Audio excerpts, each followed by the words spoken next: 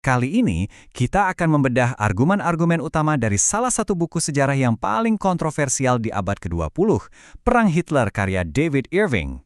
Tujuan kita di sini sederhana, kita akan menganalisis tesisnya secara netral dan hanya fokus pada apa yang tertulis di dalam bukunya.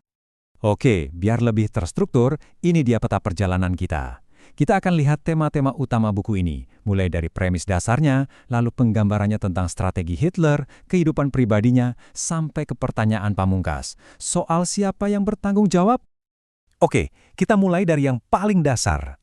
Gimana sih si penulis, David Irving, ini memposisikan karyanya di tengah lautan buku sejarah yang sudah ada? Nah, buku ini langsung dibuka dengan sikap yang sangat konfrontatif.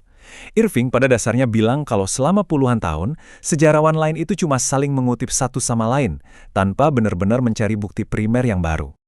Dan bukan cuma itu, Irving bahkan mengklaim kalau temuannya ini saking kontroversialnya, sampai-sampai editornya sendiri di Jerman mengubah argumen kunci di naskahnya tanpa izin dia. Bayangin, kutipan langsung dari Hitler diubah jadi kebalikannya. Ini seolah-olah dia mau bilang, lihat, bahkan penerbit saya sendiri mencoba mengubah kebenaran versi saya. Jadi, intinya jelas ya dari awal, tujuan buku ini bukan buat nambahin catatan kaki di buku sejarah yang udah ada, tapi untuk, ya bisa dibilang menulis ulang beberapa bab penting dengan sudut pandang yang sangat berbeda. Nah, dari premis yang menantang tadi, kita masuk ke bagian yang paling terkenal, sekaligus paling kontroversial dari buku ini. Dan pertanyaan besarnya adalah ini, apakah ada perintah yang terdokumentasi dan datang langsung dari Hitler untuk pemusnahan massal orang Yahudi? Nah, seluruh argumen Irving itu bertumpu pada satu klaim ini. Menurut dia, nggak ada satupun dokumen, satupun bukti pamungkas atau smoking gun yang secara eksplisit menunjukkan Hitler memberi perintah itu. Dan untuk menekankan poin ini, dia bahkan sampai bikin sayembara. Dia menawarkan 1.000 pound, jumlah yang lumayan besar waktu itu, bagi siapapun yang bisa menunjukkan dokumen dari masa perang yang membuktikan Hitler tahu secara langsung soal ini. Oke, jadi kalau nggak ada perintah langsung, gimana penjelasannya menurut Irving? Nah, dia mengajukan beberapa kemungkinan. Mungkin Hitler sengaja memilih untuk tidak tahu. Atau bisa jadi kekejaman itu dilakukan oleh orang-orang seperti Himmler tanpa perintah eksplisit dari atas. Intinya, menurut buku ini, solusi akhir itu bukan sesuatu yang terpusat dan diperintahkan satu orang, melainkan tanggung jawabnya tersebar ke banyak orang Jerman.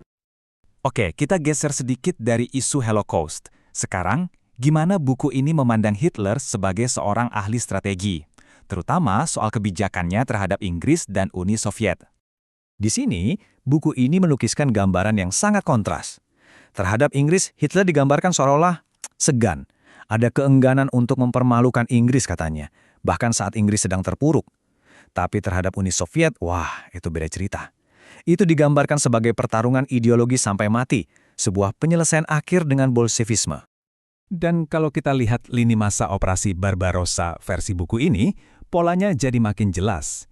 Rencananya udah disebutin dari Juni 1940, jauh sebelum invasi. Jadi ini bukan sekedar manuver strategis dadakan, tapi lebih kayak sebuah, perang suci ideologis yang sudah lama dipersiapkan. Nah, selain soal perang dan strategi besar, buku ini juga ngajak kita masuk ke lingkaran dalam Hitler, ke kediamannya di Berghof, untuk melihat sisi manusianya.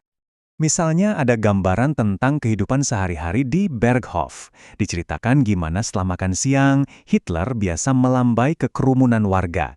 Ini kan seolah-olah mau menunjukkan citra seorang pemimpin yang dekat dan dicintai rakyatnya, bukan monster yang terisolasi. Dan detail-detail pribadinya banyak banget diangkat di sini. Mulai dari minatnya yang besar pada arsitektur, sampai pandangannya bahwa dia itu sebenarnya seniman yang terpaksa jadi politisi. Bahkan sampai hal-hal personal seperti kenapa dia nggak mau menikah, atau soal kesehatannya yang diobati pakai lintah dan tablet anti gas. Semua detail ini, sengaja atau tidak, membangun potret yang jauh lebih kompleks dan, manusiawi. Oke, setelah kita lihat semua potongan puzzle-nya, premisnya, argumen soal Holocaust, strateginya, sampai kehidupan pribadinya, sekarang kita sampai di kesimpulan utamanya. Apa sih tujuan akhir dari semua narasi ini? Dan inilah dia, puncak dari argumen buku ini. Tanggung jawab atas semua pembantaian itu, menurut Irving, tidak terletak pada satu diktator gila, tapi tersebar di antara banyak sekali orang Jerman. Jadi kalau kita ikutin logikanya, narasi tentang Hitler si diktator gila itu justru sebuah penyederhanaan yang nyaman. Kenapa? Karena dengan menyalahkan satu orang, maka birokrasi, militer, dan masyarakat Jerman yang lebih luas bisa terbebas dari keterlibatan mereka. Itu argumennya. Dan ini membawa kita ke pertanyaan terakhir yang mungkin sedikit provokatif. Kalau kita percaya bahwa sejarah ditulis oleh para pemenang, lalu apa gunanya kita memeriksa ulang narasi-narasi seperti ini yang jelas-jelas menantang putusan itu? Memahami sumber kontroversial ini bukan berarti kita harus setuju, tapi mungkin ini tentang jadi lebih kritis terhadap bagaimana sebuah cerita sejarah itu bisa terbentuk dan jadi kebenaran yang kita kenal.